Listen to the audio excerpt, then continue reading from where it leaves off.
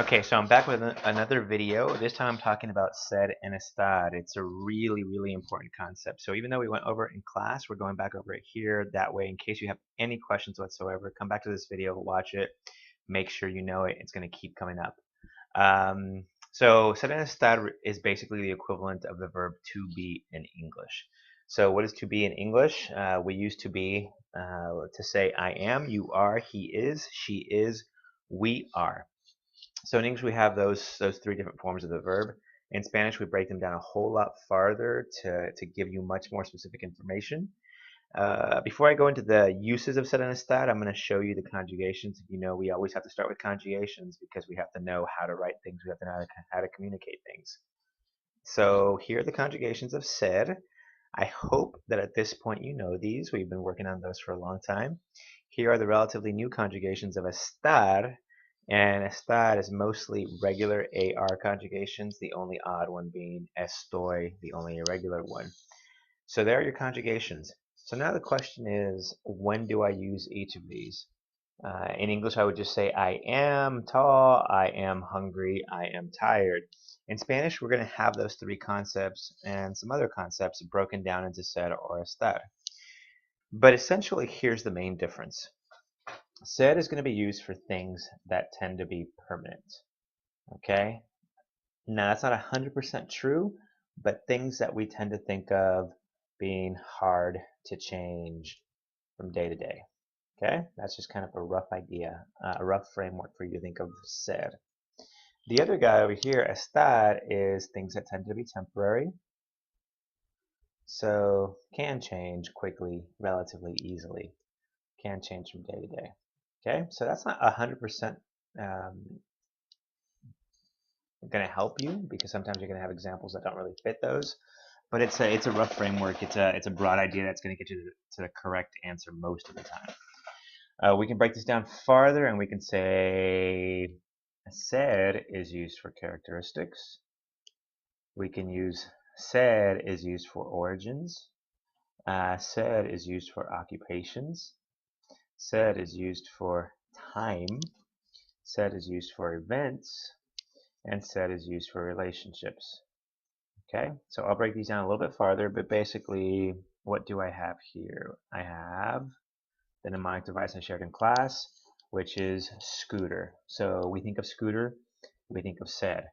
So characteristics, what do I mean by characteristics? Descriptions. Él es alto. He's tall. He's going to stay tall today, tomorrow, the next day. Ella es inteligente. She is intelligent. She's going to stay intelligent. Origins. Él es de Mexico. He is from Mexico. That's not going to change tomorrow. That's not going to change the next day. Ella es de Durham. Again, that's not going to change quickly. That's not going to change easily. So we're going to use ser. Occupations. Ella es doctora. She is a doctor. So she's not going to change her job from day to day. Él es estudiante. Okay? Things that don't change. Time. This one's a little bit off. This is one of those exceptions, but basically you have to remember that ser is time, and we've been using time with ser for a long time now. You know this phrase, son las tres. Okay, it is 3 o'clock. Hoy es lunes. Today is Monday. So we've been using those phrases already. Those tell you time. Always use ser for those. Events, what I mean by events is where things take place. El concierto, that's an event. El concierto es en el auditorio. Okay, where's the concert? It is in the auditorium. La fiesta es en la casa de María. Okay, a party is an event. That's in Maria's house. And lastly, relationships. Ella es mi amiga. Okay, that's not going to change from day to day. She's going to keep being my friend. Él es mi hermano. Things that don't change. Okay, so that's ser. Think of ser as being permanent. Estar is the opposite of that. Things that are temporary. So when we talk about these, we talk about location. We talk about feelings or emotions, and we talk about actions actions that are present progressive. Okay, we talked about that in class already, so I hope you have an idea of what present progressive is. I'll go over it real quick. So we'll start with estar, and the mnemonic device I gave you is elfp. So Scooter hangs out with this guy named elfp, and the mnemonic device is L. The L in elfp is location. Ella está en la sala. Okay, she is in the living room. That can change quickly. That can change easily. El libro está sobre la mesa. The book is on top of the table. Again, changes quickly, changes easily. Feelings, emotions. Ella está bien. So she's doing well. She's had a really good morning. That could change. She gets some bad news, and all of a sudden, ella está mal. Okay? So again, feelings, emotions can change relatively easily. So we're going to use estar for those. Lastly, present progressive is telling you what you're doing right now. So I'll give you a sentence. Él está jugando. He is playing.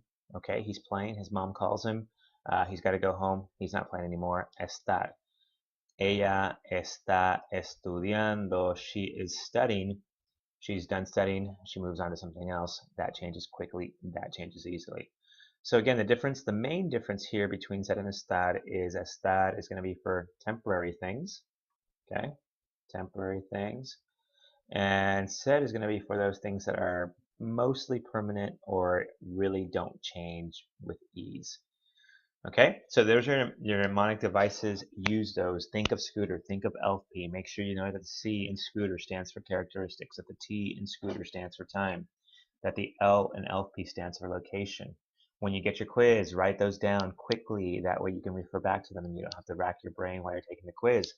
Now let me give you an example of how this is helpful. I'll give you the same sentences and I'll just tell you the difference. I'll just tell you the different verb for each of these sentences. So I'll start with this sentence. Él es nervioso, okay? And él está nervioso. All right, so you have cognate knowledge, so you know that nervioso is a word to mean nervous. Now, look at the only difference in these two sentences. It's the exact same adjective, it's the exact same subject. The only thing that changes is the verb. Over here, we have él es nervioso. Over here, we have él está nervioso. So if you look at your uses of ser and estar, what you see is that if you're saying ser and you're using the word nervioso, what you're doing is you're describing somebody's characteristics.